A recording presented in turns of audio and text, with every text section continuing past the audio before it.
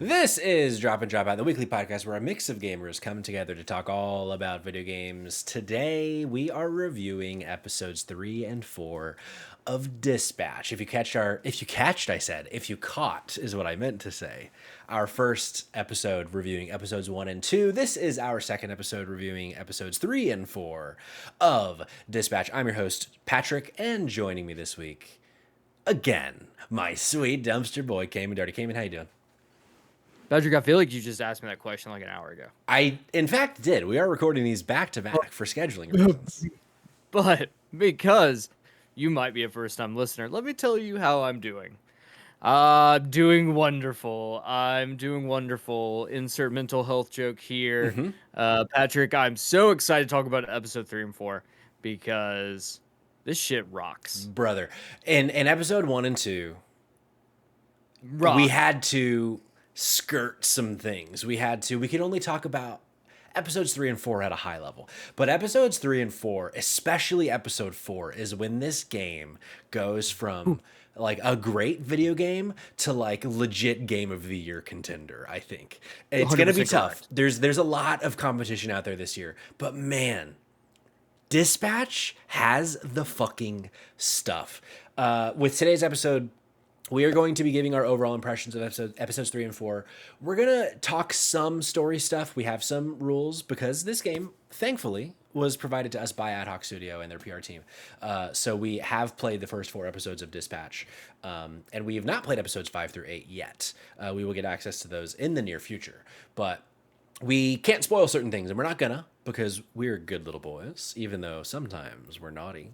But we also don't want to ruin the experience for y'all because we have really loved playing Dispatch so far, and I think a lot of the fun in it is those decisions. So we'll be a little bit more episode 3 heavy because we decided before we started recording, there's some things in episode 4 especially that we technically can talk about that I think is better for you to experience as the player. So Right. let's just start with, I gave a little bit of mine, but I can go again. But Cayman, give me your overall impressions, and if you have an updated review score now with episodes 3 and 4 of Dispatch.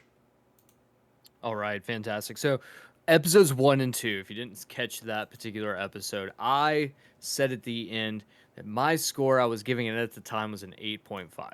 And then I made some allusions of something I would say on this particular episode, which I will now confirm I will say. My score right now, where it sits, I am at a very solid 9 out of 10. I think this game, to Patrick's point, absolutely becomes a game of the year contender, at least part of that conversation by the time episode 4 wraps. This is something I'll even go so far as to say this, Patrick. I got genuinely choked up at the end of episode 3. Like I was moved by the ending of episode 3 and was like, "You know what? You got me here. Yeah. You got me here. I am an emotional baby boy, but let me tell you right now, this game does so fucking well as getting you to fall in love with a cast of characters almost immediately. Like, I don't know what it is. How are they pulling this off? This is something that's like takes genuine skill and talent to do. But like, there is very much, it's like the Sarah moment from The Last of Us of being like, how do you fall in love with a character within 45 minutes? Yeah. And like that, there's a magic to that moment. AdHoc has captured it here. And I think by the end of episode 4, so much has occurred at that point that like, oh man, I cannot wait to see. Like I'm I'm sitting here on the edge of my seat. Like, cannot wait for us to get our hands on the back half of this game to complete this because this is. Oh man, I'm fucking vibing Jazz. over here, Vibrating. Right. Do you have your eye patch with you by chance? I forgot about this. I do. Yeah. Hold on. My eye patch is somewhere around here. If we didn't do this in episode 1, we had talked about a bit. Yeah, here you go. This is the part of the episode where Cayman puts on his eye patch and just tells you if Dispatch is worth your time. We can edit and post. Dispatch says that fucking Dispatch is 100% worth your time. Hey, let's fucking Hey, go. gabagoo. I'm gonna go Gabagool. gabagoo it over there. Well, we can clean up the pitch for this segment in future episodes, but you can take it off for now. I also just thought about how if we say it right, Patrick, Dispatrick, there's something there too. Patrick. We can There play with is. something, but We'll work the on part of that. the show where Cayman puts on his eye patch to tell you if dispatch is worth your time is something that I regret not putting TM. in episode one. I echo everything you said. I think this is such a strong 9 once you hit the credits of episode 4. And one of the things that I talked a little bit about in last episode, one of my criticisms was I felt like I just wasn't seeing even I even referenced episodes 3 and 4, but then you and I talked about decisions off air before we recorded Right. episode 2 for 3 and four's review, and I'm like, "Oh, no, I'm wrong. I'm just Well, they're subtle in certain ways and not in other ways." And even though I've done this game, I've played episodes 1 through 4 twice now. There are things that I just wires were crossed with certain choices where I just haven't seen certain things that Cayman has. So, like, taking that critique out the window, I am right. so jazzed with Dispatch through episodes 1 through 4.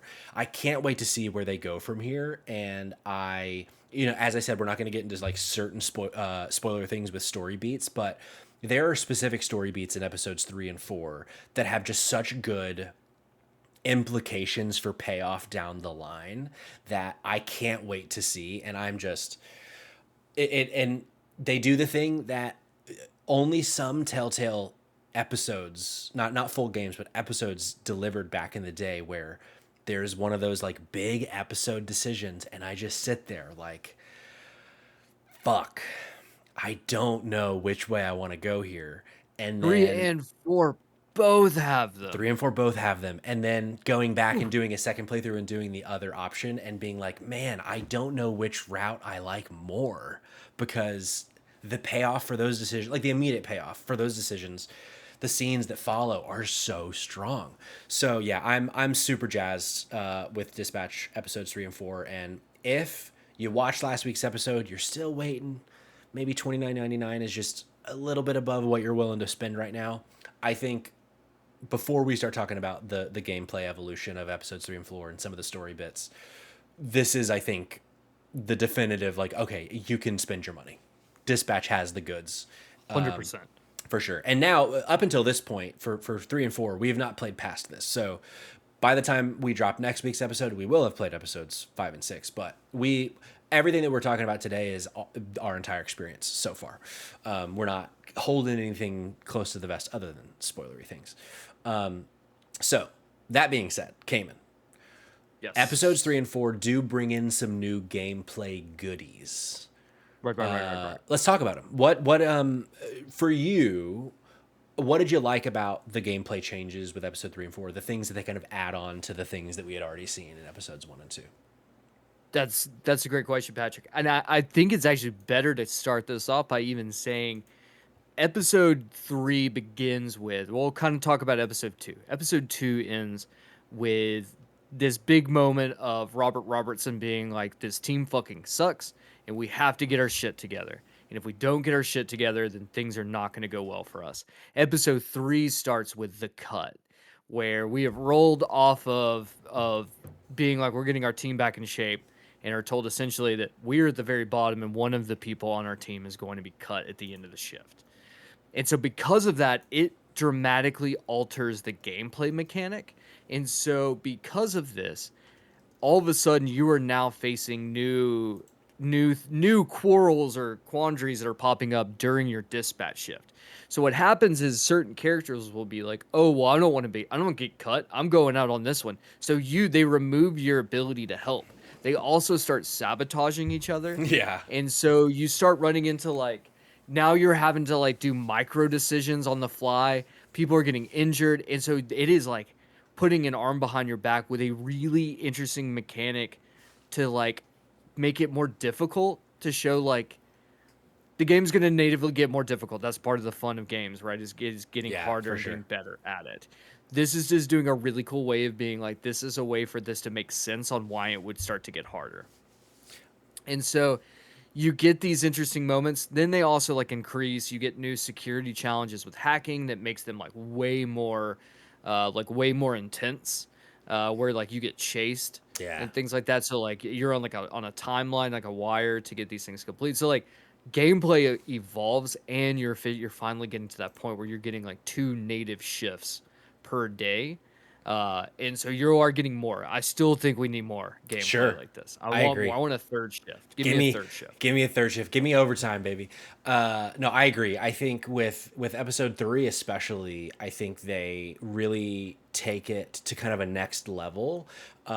With I thought that first shift when you go to the team and it's like, hey guys, one of you guys are getting cut, which we won't talk about who in this episode, but that first shift when they're like trying to get in each other's way and hurt each other so that they don't go to the bottom of the leaderboard, I think was such a fun Yeah. mechanic and like such a cool way to. It's like these kinds of games. I think I can picture they're in like the writer's room, 2 years ago, and they're like, "What can we do to marry the story and the gameplay more?" And they found the fucking perfect way to do it. And Correct. it's like it's such a you as the dispatcher, you're getting frustrated, like fucking come on dude, like why are you pushing this character into this thing or whatever, because you're just making it harder for all of us, which then feeds perfectly into like really strong story beats that we won't go into too much detail here. But another thing that you didn't touch on that I really like that they add, and I believe it's episode 3 that they add this in, is the ability to train your crew. And Correct. Yeah. Blonde Blazer, who is basically like your boss in dispatch, comes during one of the shifts. Is like, hey, we have an opportunity to strengthen the crew, and you get to choose who it is. I think the first one that you get to do is you get to it's someone that flies, so it's only like between one or like 4 of them or whatever. And then after that, each time a training session pops up, it can be anybody, and it unlocks like an additional power of theirs. So as you're playing, it also does this fun thing where you can learn what certain characters' powers are by putting them into certain scenarios or certain duos or trios, and then you're like, oh, that's how their power works. But then when you train them, you can like choose a new power. Then, by that point, for some people, you have like a couple powers at your disposal. You fully understand, like, okay, these are the exact scenarios I'm going to use Malevola in. These are the exact scenarios I'm going to use Gollum in. This is when I'm going to pair people together. And it's just like, you start to, again, it's like this marrying of story and gameplay of, as Robert Robertson, the dispatcher, I'm learning about my team. I'm learning the pairings that work. I'm learning the pairings that don't work. I'm learning the powers and how they all, it's like, it's such a good feeling in this fucking game, Cayman. It's so Yeah. good.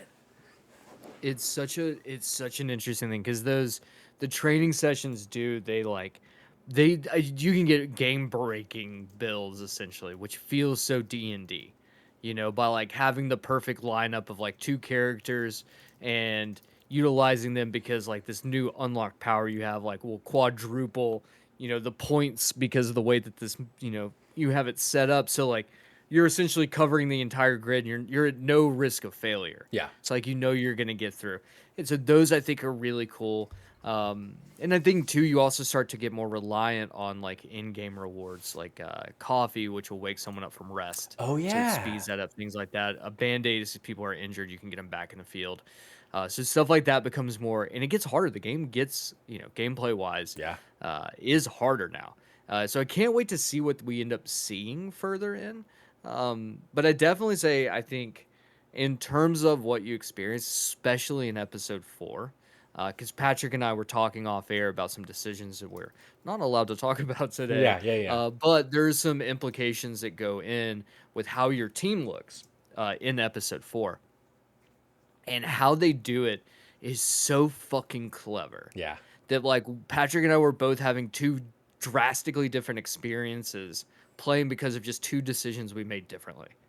And so that makes me feel like there is so much. It gives me a lot of hope that we're gonna see how some of these decisions are gonna play out, further down the line. For So sure. I am excited about that. But once again, I'm there's part of me is a bit hesitant where I've seen games especially this type of game, kind of fall flat in the last act, Sure. where they try to be like, oh, we want to have a sequel, so we're going to undercut a big decision or something, or Sure. doing things like that that maybe doesn't feel as good. So I am curious how this is going to play out as we go. But man, this Patrick, ooh, Oh, brother, brother, brother, brother, brother, brother, brother, brother. brother. Good lord, this is good. God, I couldn't agree more. I there was a moment with this in episode 3, um, to talk a little bit about story stuff. Like the writing, I think also takes a huge step forward in episodes 3 and 4, specifically like Oh yeah, the banter between characters like Robert and Invisigal and Robert and Blonde Blazer. And as you start to get to understand your team, and then like what we were talking about earlier, this now that the team knows that somebody's being cut, the conflict that comes with that, I think is so they navigate it so well, and it's that kind of thing. It's like it's just so fun. I'm so jealous of. I didn't plug in this episode our friends, as also part of Drop and Drop Out over at JK Games podcast. Monday nights they're doing spoiler discussions, and it's like there's things I just want to dig into about this video game that we can't yet. We're just giving you our review, but something that I think, to kind of marry the story and the gameplay a bit, to kind of go into the story part of the discussion, is toward the end of episode 3, not the end of episode 3, but toward the end. They do this thing where a character is in this kind of big fight scene, and as the dispatcher, it's not the typical dispatch mission. You don't have the screen, you're not choosing which heroes go where. It is a scripted set piece essentially, and you as the man in the chair are helping guide, and it's like so good, and they do such a good job, like you were talking about this addition of the hacking, and like there's like enemies in the hacking essentially now. They do such a good job in that of, as the player, I'm like, fuck, okay, what's the code? What's that? How do I get through this? Because I know that this right. character on the in the real world is actively fighting a bad guy, is in danger, and I need to get through this test as soon as possible so that I can get out on the other side and help them achieve victory. And it's just like I never expected this game, Dispatch, a spiritual successor of the Telltale games of old with a new coat of paint, a bunch of new mechanics, to be like making me sweat a little bit of like trying to fucking get through the motions and do the job, and I'm so impressed with them. You know something, Patrick, that I think I was sitting here thinking on this, and I was like, if I had to try to explain, if I had to try to explain Dispatch to someone, I would be like, it is essentially The Boys, except not nihilistic. Oh, sure. That's a great way to put it. Because it's incredibly filthy. It's Yeah. very fucking dirty, very funny, but it's also lighthearted. Yeah. I mean, there are some like, there's definitely characters have depression, and there's some story beats and things like you get like. Eventually, we're going to get to a point where we're going to get probably some really emotional beats that are going to come out. They're kind of teeing some up right now, but this game it's much more palatable. I think that you could sell someone on this over The Boys, which I feel like is just The Boys. I think is just they don't take it that far Yeah. in this, but like they go as far as so many cum jokes. Good fucking god. Fucking so The many amount cum of jokes. cum jokes in this game is wild. It starts to feel like Cliff Bleszinski.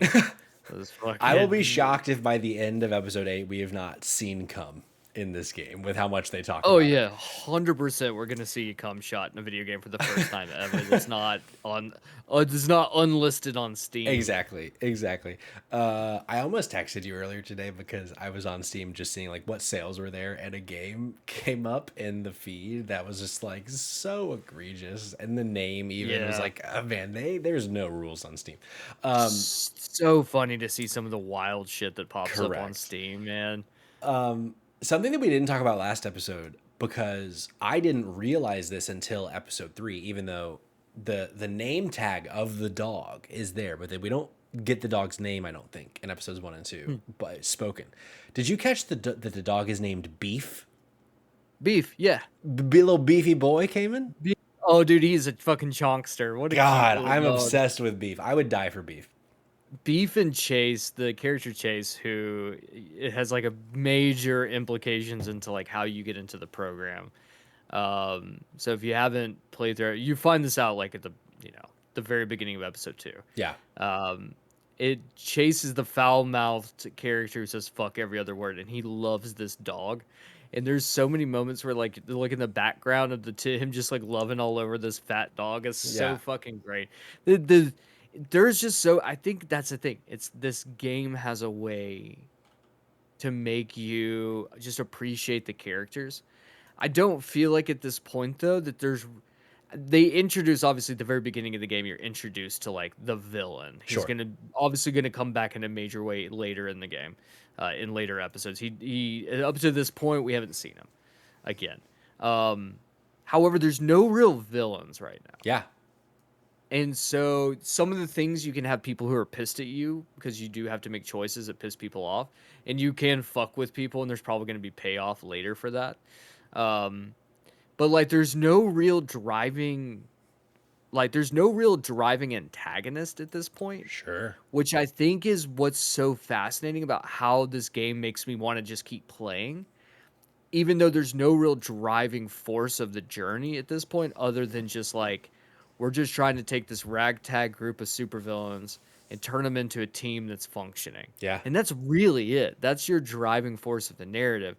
But in video games, I feel so often there's always in a video game like this, like there's always going to be some sort of antagonist that's set into motions the hero's journey for you. This is not like that. Sure. And I think because of that, it makes me like even more excited because I don't I don't feel like there's that level of stress yet, and I'm Yeah. getting to be able to actually just enjoy the time I'm spending with these characters. It's that thing where I think of like other video game reviews that we've done where we're like, I just wish we got to spend more time with the characters. I wish we got more Right. inter-team dialogue and conflict and stuff. And I feel like that's what they're doing. And I think it's such a strong choice to say, okay, let's wait until later in the season to really bring in a big bad because it's a superhero game. Of course, it's a superhero story. There's going to be a big bad, but we're more focused on the team right now and getting the team on the same page, and as the main character Robert Robertson getting comfortable with leading this team of people who at the beginning really don't care for you at all. And I think it's No. so yeah, I totally agree. I'm so locked into seeing where this goes because they've just built the bones are so strong. I'm surprised at how at the end of episode 4 how strong the bones are for where this can go with the remaining Right. 4 episodes of the season. Where do you think it can go? In a way, like we need to be cognizant of story spoilers, but like Sure. in terms of just like general, like do you think we are heading toward a big bad showdown? Do you think it's gonna stick more in that interpersonal stuff? Like where do you think or where do you want Dispatch to go from here? I think it's definitely I have a feeling that episode 5 is going to be when we start to get that larger narrative focus of Sure. like things are about to shit's about to hit the fan. I think they're very clever to give us only 4 of the 8 episodes right now, because I do feel like that's going to be part 2. Is going to be there's going to be that big push, and I think it's going to come in episodes 5 and 6. I do wish they balance it where we don't lose because of the big, whatever big driving narrative force that turns the wheels into motion for like the big climax of the season. I just wish we don't, in the process of setting that up or getting there, that we lose that interconnected team and bonding and that time spent with the characters and things like that. So I do think we're gonna get there. I think that's has to be the logical thing because if not, I do worry if you push it to like the last 2 episodes that you're gonna rush an ending. I do think that there's going to be very, very significant implications as to like the decisions that we are making and Sure. specifically in episode 3 and 4. I think there's going to be major implications on how those play out in those probably last 2 episodes. I think is going to be a Yeah. really big deciding factor. So I'm really excited to see how that plays out. And I'm even more excited to see how many endings this game ends up having, Sure. because just at where we are right now, Patrick and I were kind of talking about some of the decisions that he had made differently than I had. And so he was like, "Oh, well, this is what happens if then when you do this and this and this and this." I was like, "Holy fucking crap, that is wild." Yeah. That something as simple as that could change those things up. So I really like that. And yeah, I think honestly at this point, I've kind of just like just take me on the ride you've made. Yeah. Uh, I'm here for it. Me What too. about you? I agree. I think I something that I'm interested to see if they go from here is bringing in those tertiary characters more. So like a character we've not talked about at all yet, Royd, the like um He's the rock Hawaiian. From Moana. Basically, he's the rock from Moana. And he's just such a funny vibe. And Yeah. he's at this point, I think we can say that he's like helping build Mega Man's suit again. I think if you've played episodes 1 and 2, you know that by Yeah. now. And so, like, I'm wondering, is he gonna become like your pseudo partner in some capacity? Like, because I also think eventually we get back into the suit. I would bet that that's like an episode 7 or 8 situation, but maybe not. Like, maybe we just stay as the man in the chair, or maybe that's even a decision. Like, do you want to become Mecha Man again, or do you want to just stay as the dispatcher? Now that's interesting. If they make us decide between those two choices. But yeah, I'm so like the amount of trust that they have earned from me after 4 episodes. I'm like, wherever y'all want to go, I am ready to be taken there because I'm so bought in with the story and these characters and whatnot. And also like as I've mentioned a few times, I've played through it twice now. The little things that now that I know the story beats that are coming, so I can like look around a little bit more and like focus on the little things, like just the jokes that they have hidden. Like, did you get a chance to look at the leaderboard at all the different superheroes? Some of the names on there are so funny. Like, there's a superhero just called Yeah. Sean, apparently. Oh my god, that reminds me of Colin from Silent Hill. The scariest Oh yeah, monster yeah, in yeah, Silent Hill, yeah, just named Colin. So yeah, fucking funny. I love that. And yeah, I to your point about trust, like they 100% have mine. It was so funny. I got done and I was like, I'm just like I rapped and it was like you and I were texting each other. And I was like, dude, I cannot. I just want to talk about this game with you. I yeah, want to talk about like I can't wait to see the discourse that will be taking place on social media at the end of episodes 1 and 2, and specifically 3 and 4. I think that the conversations that you'll be seeing on Reddit and Twitter or Blue Sky or wherever, or on your podcast yeah, services, the conversation taking place on JK Games, something like that. So I would love to see. I can't wait to see what people are going to be talking about. Like, who did they choose? What did they say? What did they yeah, do? Who did you fight? Who did you not fight? Like, because I do think we're going to start to hear stories. There's going to be weird combos. We've already noticed weird combos of things yeah, that have added up to dialogue options that we didn't know that existed. So there's definitely, I think they've got things hidden in there that like you're going to start hearing weird stories coming out of like weird choices that popped up that you had to do certain series of events to get them. And that's I think what I'm most excited about. And I yeah. think that this has the bones and the momentum to be something really special. I will be shocked if this doesn't hit like nines on its initial review score. But I'm also so interested to see like, are the IGNs of the world gonna give it a score at first, or are they just gonna do an in progress type situation? Because I think people aren't expecting at how fucking good this game is. I think people are like Right. I think people are expecting this to be a good game, and like there are people that are excited for it, but I think this has a legit chance to like be fucking huge, and that's so Oh exciting. And yeah. like I'm going to be so shocked if we're wrong about that. Like if we are just super hot on it and then the rest of the industry is like, "No, it's pretty good." I'll be like, "Are you crazy? This is fucking incredible." The first thing the first thing I think I said to Patrick after I rolled I think it was episode 2 maybe.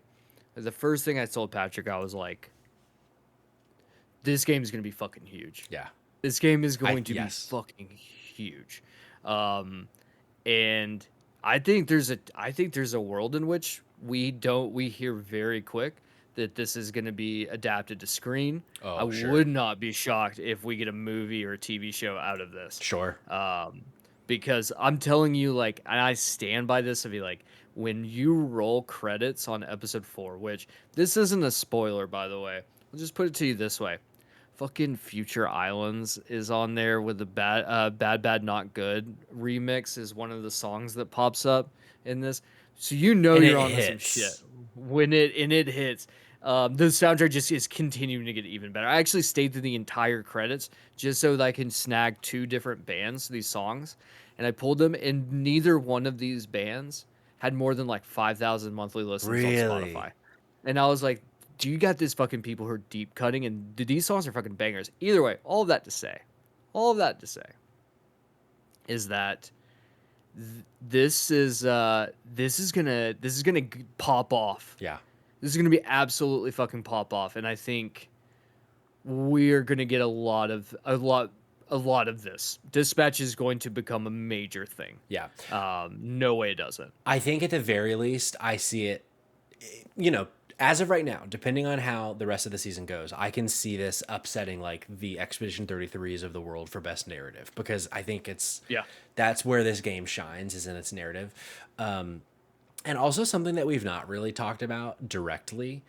We've talked a little bit about like the general visual, like it has like an Invincible type art style, but like everyone is so hot in this game. Like Oh hell yeah. we're talking Hades level about how everyone is just fucking hot. There, there's a couple people, maybe Waterboy is not that much of a looker, Nah, maybe not Waterboy. but man, there's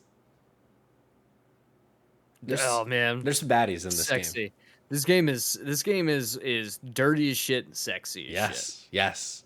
And Robert's little hole in his ear, I can't wait to find out what that is. I can't fucking wait. There's so many little like storytelling things about like the character designs and little remarks they make, Yeah. and just so many like little things. And I also like highly recommend, if you're not, I know it can get quite hectic in the missions, but like listen to the dialogue between characters. You hear a lot of really fun things about Yeah. them. Like a joke that Malevola. I can never, but thank you. I can never say that word, Malevola. She makes a comment about how she's going through a ska phase, and like Yeah. here's like, yeah, cool. Like, what else is there? She's like, oh, a screaming yodeling or like yodel metal or something. And it's just like a really, really funny joke that like plays out. And there's a lot of those like really funny jokes that like you may not hear on that first initial playthrough. Like Mumford fucks all to his sons Oh, it's joke. so good.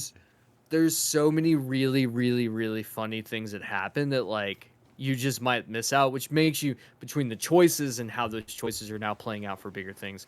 And then I think those little moments, I definitely think replaying, Yeah. going back after your first and doing it again. And I think I'm kind of on the fence of how I want to do this, because part of me is like, I kind of want to like play the whole thing as one story and then go back it's from start to finish and do it entirely different and see how Sure. that plays, Sure. instead of it being segmented. Because I am falling to those trappings of being like, all right, cool, I did it. Now I just want the rest of the fucking game because I Yeah. want to know how this goes. So like that is the one episodic issue for me. The one thing I will say though is the drops are very fair. Sure. This isn't one of those like you're gonna get a new drop every 2 or 3, 2 months or some shit, Yeah. So It's that such I a feel strong good choice about. by them to say, Right. let's wait until we can actually hit release every single week. Because I think if they were doing the original where like they don't even really have a date yet, but it'll come hopefully in like 4, 6, 8 weeks ish is when we'll see the next drop of episodes, knowing that next week we get 2 more episodes, is it immediately makes me want to replay it again to see like, Yeah. okay, great. Because usually what I would do back in the day, I'll do episode 1 of The Walking Dead, and if it like really grabs me, I'll immediately play it again. But otherwise, oh, we finally know that episode 2 is next Thursday. Now I'm gonna play it again, get a different ending, or just see where else it goes, because there was just so much time in between, and oftentimes like with the ones that really hit, wouldn't matter if it was between 6, 8 weeks or whatever. But then ones that didn't hit quite as much, like Guardians of the Galaxy, is like, okay, well, I played episode 1 and it took so long for episode 2 to come out that I don't care, and it doesn't keep my interest because now there's 5 You other know, games I want to play. I never finished Life is Strange because it was the Yeah, only game like that that I actually did it episodic and didn't wait for it to all drop at once. Or like wait till it all had come out to then start it up. And I got like 2 episodes in and was like, I can't this timeline between I'm not invested anymore in these sure. characters. So I think that the way they're doing these drops here is way easier. Yeah, Because then you can have a conversation around how big some of these decisions are, and I think that works in their favor. But I also think that weekly time is something where people are not going to feel disinterested going back again, sure. or like, oh shit, there's 18 other games I need to be playing. Like you can dump an hour into episodes. You can dump it 2 hours as 3 and 4 together. Yeah. So like, very quick to burn through those again if you want to as well. It definitely will be a selling point. Like if I'm talking to somebody and they ask me about Dispatch, but they're on the fence, it's like, I mean, if you have the $30, if you can't find 2 hours to play 2 episodes of this Right. game, then you're probably not playing very many video games. So like, I don't know why you're asking me this question, because yeah, it's such an easy point of entry, I think. And I think I can't wait to see how this is taken in by gamers, capital G, because I'm so impressed. Cayman, any final thoughts or things that I missed that you think we should talk about? No, I'm just doubling down. I think we're looking at something incredible. I think that this game's gonna take off. I think that if you are on the fence, I think like that's to Patrick's point. Like if you got the $30 to spend, there's no reason you shouldn't. I also think too that like this is a game I think you're gonna want to play with people. And when I say that, like with the community, I don't think this is one you're gonna want to wait until you're done, when they've all dropped Yes. together. I don't think that you are going to benefit from that. I think you're going to benefit way more by like getting in, because I really think the next 4 episodes are going to do something crazy, and I don't think you're going to want to miss like where this goes, and I think you want to be part of that conversation. So just hammering that point home, this game fucking rules. I think that's a great point of like playing it as they release, because I think something that I kept thinking to say and wanting to say, I think that this game will be so fun to talk about with people as it's Right. happening. The water cooler talks, like we just don't get games like that often, of like getting to come around and talk about the different decisions we make and things like that. And this game is like perfect for it, because we Yeah. know the buy-in is small with an hour an episode, and yeah, it's so I'm that's a great point, a great call out, and I would definitely say that don't wait, just play it, jump in. I'm interested to see if this game ends up landing on like a PS Plus or a Game Pass, because right now it's not, but at least that I know of. Maybe it is and I'm wrong, but I think it's the kind of thing where like the $29.99 is an easy enough price point that I think I'm glad that they're not just giving it out to everybody, Right. because I think that this game will get the hype to get people to swipe the credit card.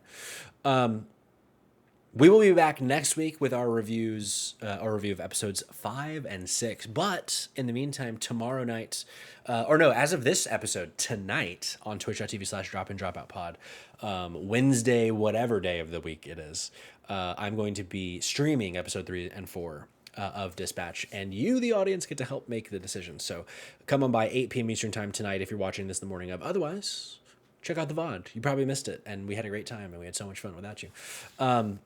Again, you can follow us at Drop In Dropout Pod everywhere around the internet. We have a mix of a bunch of stuff going on. We got a video game book club on Mondays over at JK Games. We have a news discussion and what we've been playing podcast on Tuesdays with Spotlight Games. And then we have video essays with the boy Cognitive Clips. We have Jake Twitch and streams fucking 9 times a day at this point. He just went live 10 seconds ago. Machine. He's a A machine. machine. And yeah, we got our hands all over the place, and we're having fun. And if you liked this conversation, give us a follow, give us a subscribe, so you can stay up to snuff on what we were doing. Because also, what I didn't say, Thursdays we have the Drop and Drop Out podcast where we all come together and talk about various things in video games. Thanks for being here. Thanks for listening. Thanks for watching. I've been your host, Patrick. That's been my sweet dumpster boy, Cam and Darty. We'll see you next week. Bye bye.